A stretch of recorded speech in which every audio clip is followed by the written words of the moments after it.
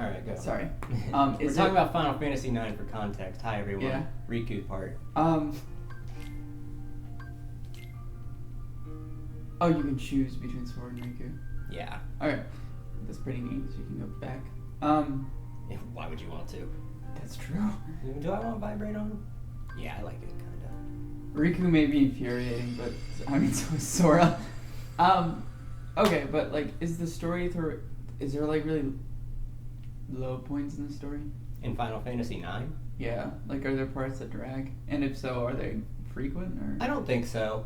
You're pretty much always, winding up in a new place, learning about the new place, learning about the people in that new place, and then something happens in that new place, and then maybe you fix it, maybe you just witness it, and then it comes up later in another place. Then you go to a new place, and just shit happens. It's very... All Final Fantasy games, pretty much, up until 13, are very episodic. They're just journeys where you encounter and recruit a bunch of characters from all the different locales of the world. Okay. I have one other question. Is there parts of it that I'm probably gonna have to look up what to do? Or is it very straightforward with I don't think you might need... It might be handy to have a strategy guide handy, like, by the ready. Mm-hmm. Just because finding some, like, secret items and stuff will definitely help you out with, like, harder boss fights and stuff later on. Okay. But... Take it and your sleep ends as you take the first step. You can go through the story mode without too much grinding. I honestly feel like you could progress without really having to look anything up. I don't think you'll have any trouble, like, knowing where to go. Okay, yeah, that was one of my concerns, just in general. Okay. Some JRPGs are a little... Like, they want you to figure it out. And I can't. And that just ends up becoming, like, well... Fuck. I don't think that's a problem from 7 on. That was very well said. That's good. Riku. Well, I know there's some games that want you to figure it out, and there's other games that are just old. Mm-hmm. And they just... I'm gonna come through here with a garbage bag. I just realized. This in our room. Yeah, we're not playing these games in our room anymore. We have a room dedicated We for have Let's a Plays. fucking office. What's up? Well, it's not dedicated just for Let's Plays. We do a lot of You're work. gonna throw here. away all my half-empty coffee cups? Yes. Look at that. There's shit floating in that one. The truth. Yep. That's my science experiment. Well, congratulations. Or my my Hollow hypothesis is Bastion. correct. It's gross. What? But I thought Hollow Bastion was the first world.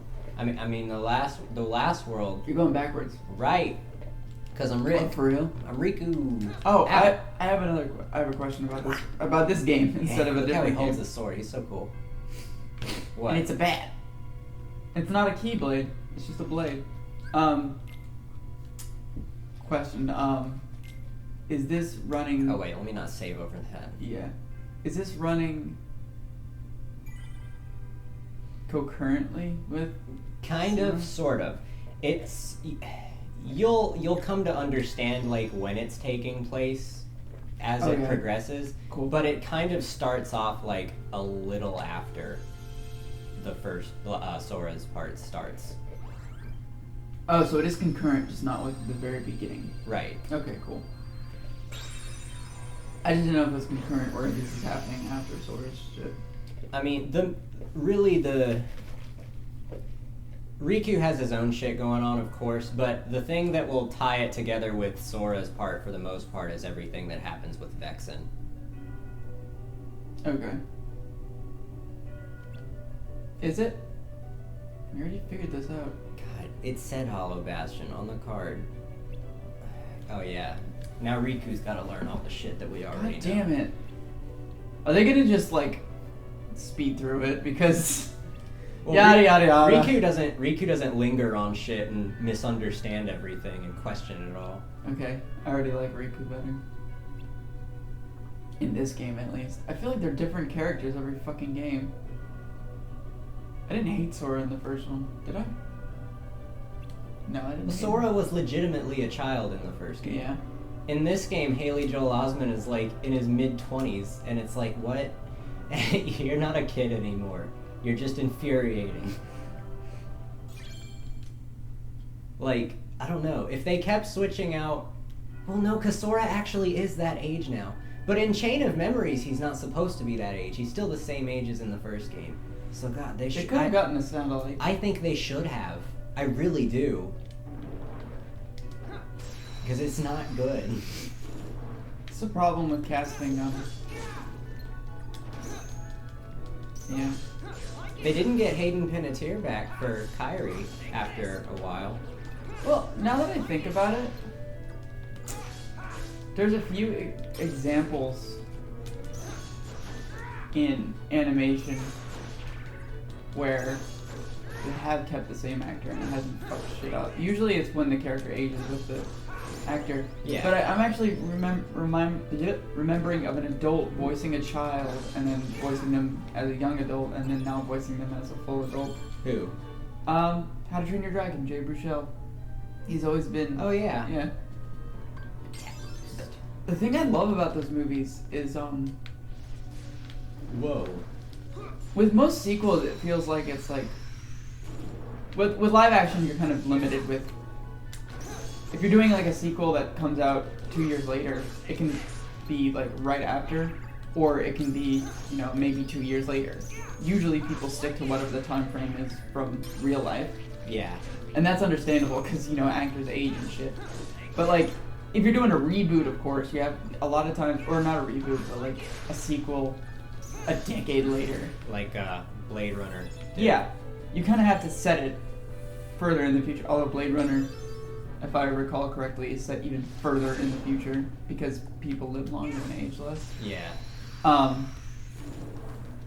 And that you know, that works. It expands, you know, the time skip feels kind of interesting.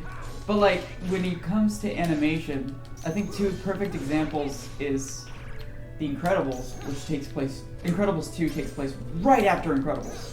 Yeah. And it's been almost 10 years, right? It does. It's been a fucking long time. I was really little when Did they get the same voice actor for Violet?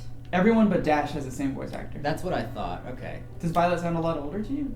She was an adult. No, from the she first didn't. one. She didn't. Okay. She sounded pretty much the same. I didn't notice Dash's voice actor was different, but I didn't just really by logic. either. Yeah, I mean, I didn't think it was the same person because goddamn what. But I'm sure if you watch them back to back, maybe there's a slight difference. Yeah, but I The didn't, new actor did. I didn't great. think about it because like I didn't hear it, you know. I was also He also drunk didn't off talk my a lot. tits. That's Fucking- true. He didn't talk a lot in Incredibles 2 though. He That's didn't really fair. have many lines. He was just kind of there to be the funny one. Vi had a lot more. She had so much development. I'm calling her Vi. Let's go closer. Yeah. God, I don't want to spoil too much about Incredibles, but there's one joke where they go to a diner, and Violet doesn't know it, but the boy she has a crush on is there, and he surprises her, and she fucking shoots water out of her nose, and it's the funniest fucking thing in the world.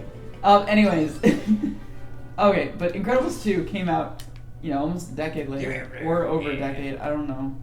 I don't have these. I mean, I could just look it up, but I'm too. You got a lazy. phone? Hey. World card.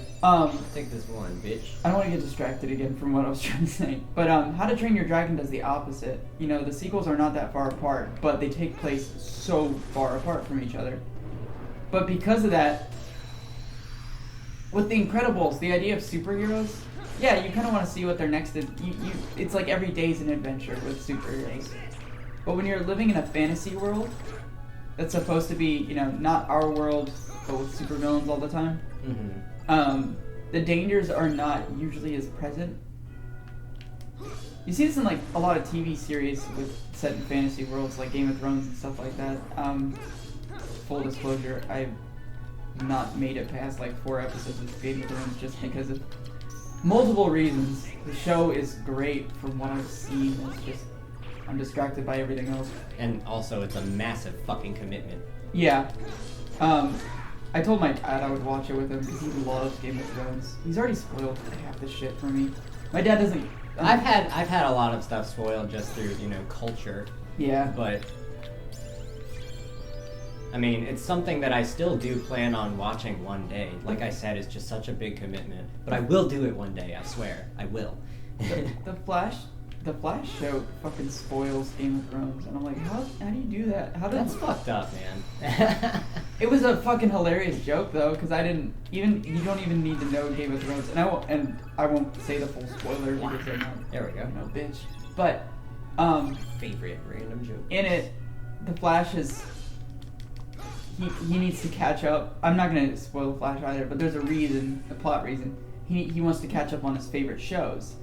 So his friend Cisco makes a super fast-forwarded version of all of his favorite shows, like just compressing an entire season within like a couple of seconds because he can process it that fast. Yeah.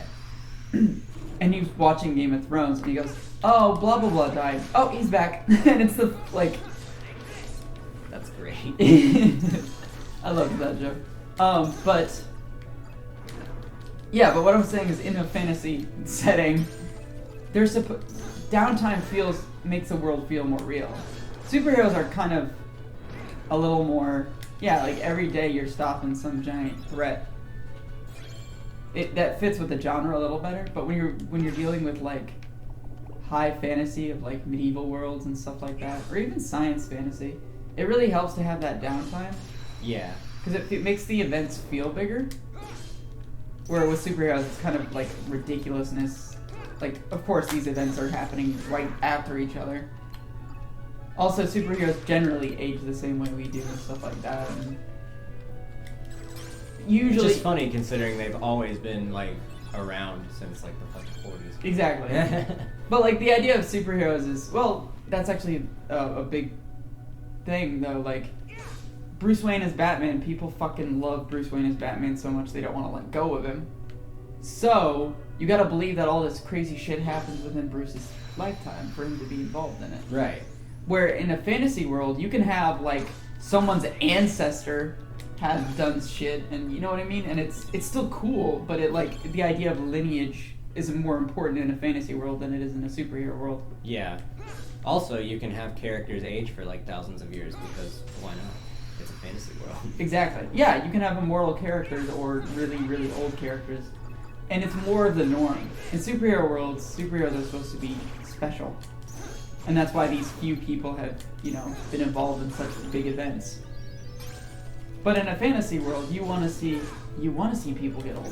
You want to see their children take on the ever-changing world. Because a lot of fantasy is more about the world than it is the characters, and a lot of superhero stuff is more about the characters than the world. Although I think we are reaching a point in just in fiction in general, especially with television and film, where we can do both. Yeah. I mean, the Marvel Cinematic Universe, perfect example of, yes, it's very character-based, but there's a lot of shit that explores the world of the Marvel Universe.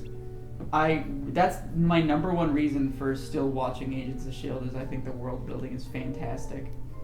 That's one of my favorite things. Marvel does one of my favorite things in terms of world building, which is it focuses on characters from very different backgrounds within a fantasy universe, and through them you learn about their world. Mm-hmm. And that's always been my favorite approach to learning about a new world, is through the eyes of someone who lives in it. Exactly. As opposed to through the eyes of someone exploring it. Right. Yes. I think both have their merits. But yeah, like Guardians of the Galaxy, there's not a single character in Guardians that's like, whoa, look at all this crazy shit. Yeah. Because, even Peter, who is from Earth, so he is kind of our audience, like, surrogate, he still has been living in that world for so long. That's true, yeah. Oh, and I think it is completely, it's been confirmed that the reason that Guardians of the Galaxy Part 2 takes place right after Part 1 is because they went in Teenage Groot Oh, in okay. Infinity War. It's a small thing, but I mean, it doesn't fuck anything up. So you know what? Let James Gunn and the Russo brothers do what they want to do. Yeah. They also have admitted that the 8 years time mistake. stamp, yeah, for Homecoming was a mistake. Yeah. Do you think they'll edit that? I don't know. The Blu-ray's already out. I mean, Which what are you gonna do? For future releases, I They might, but like, I feel like it's already had its biggest run, you know? I guess so. I mean, no one's gonna be buying like the new Blu-ray like as much as they would have been. Maybe it wouldn't bother me as much if it wasn't the MCU, which had kind of a they try really fucking hard to make the continuity fit, and they do a good job of it for the most part. Yeah. So whenever there is a mistake, it's unfortunately glaringly obvious, which is Yeah, that's a really big one too. It sucks. Yeah, there's one in Agents of S.H.I.E.L.D. too that conflicts with Infinity War. Sort of. There's some time travel involved, and you know, you can explain it away, but they haven't given a reason for it. Well, they haven't had the opportunity. Right. Because Agents of S.H.I.E.L.D. is taking a year-long hiatus. Yeah. Did you know that? I knew that. Okay.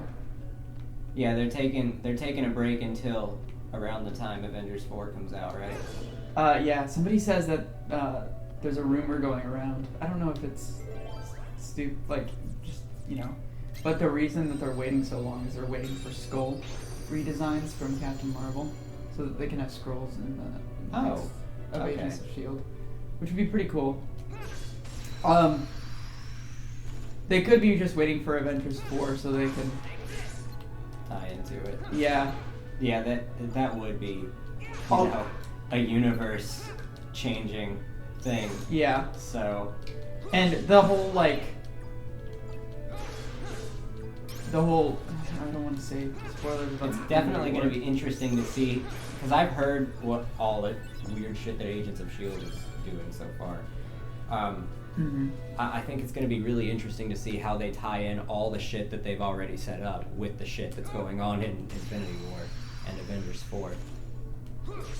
Yeah, the fact that they're taking a year-long break, I think, is definitely so they can get their heads around what's going, because they're doing a lot.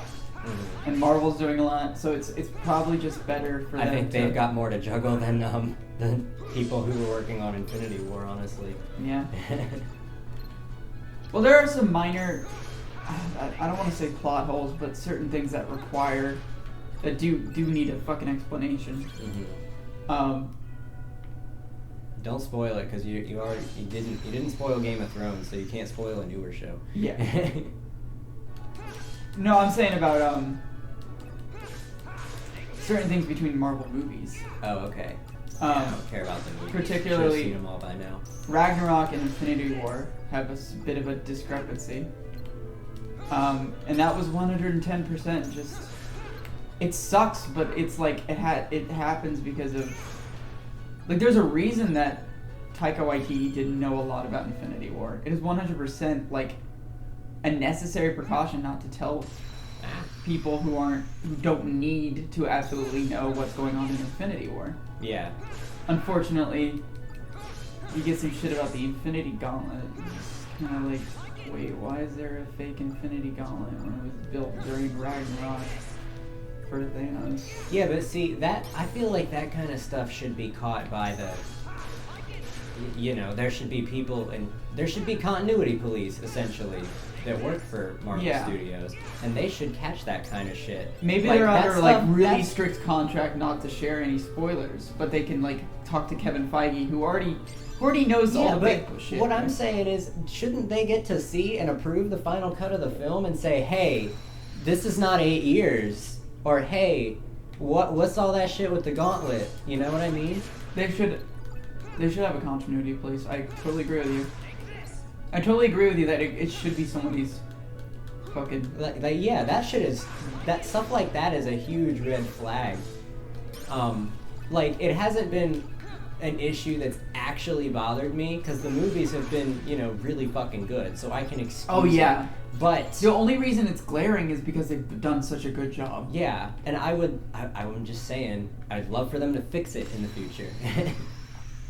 You're not even saying, like, you don't care about, like, re-releases or changing in continuity. No. What you care about is that this doesn't happen a lot in the future. Exactly. I don't want them to break the universe, like, way X-Men. too much.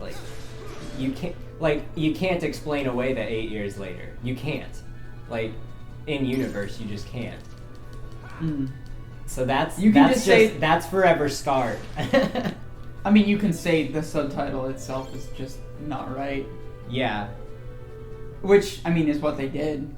No, that's true, but I mean, in universe, Yeah. And like I said, that movie's about 2 years old at this point. So it's already had its run. It would have been cooler. It would have been great if they caught that earlier. There's just so many people working on this film. You would have thought that somebody would have been like, this is not how time works. There it is. Yeah. But I don't know. It is what it is. Can't fix that one. You can find a way to explain away the gauntlet, though. They can do that. Yeah, they can. There's 1,000,002 explanations, which involve seeing the future or not seeing the future, or blueprints, or fucking Thanos looking for inspiration. Yeah. Or maybe Odin was planning on doing the same shit. Fuck. That would have been fucking deep. Could you imagine if Odin wanted to get all the Infinity Stones? Although What if Odin shows up with the other gauntlet in Avengers 4? I know Anthony Hopkins probably isn't gonna fucking come back ever. Yeah. But what if they did that? It's Odin, but he uses the Infinity Gauntlet to make himself younger and stronger, so he's played by somebody who looks like Anthony Hopkins but isn't. Yep, that's it. I figured out Avengers 4. You're welcome. I said I figured it out, but you're the one who's. If they ever do that pre-Avengers thing idea that I was telling you about, with Hank Pym as Ant-Man and Black Panther's dad, and I think they could do a younger Odin with the. Wouldn't that? Oh man! Isn't it heavily implied that Earth hasn't seen any Asgardians though? The Norse have. Oh yeah. Yeah, but I think that's a little while ago. Way. Yeah, that's true. I don't know. The Young Avengers thing, or pre-Avengers, not Young Avengers. Pre-Avengers is Young Avengers is a comic. Pre-Avengers, I like the idea, but I feel like it would really have to be this is a one-time covert mission to not fuck up anything else. But I do think it would work, especially with T'Chaka and Hank Pym. I think those are two prime candidates for. They have fucking Steve Rogers because he was around at the time, but he's still in ice. So he's just him in ice. I'm trying to think of other people that they could include.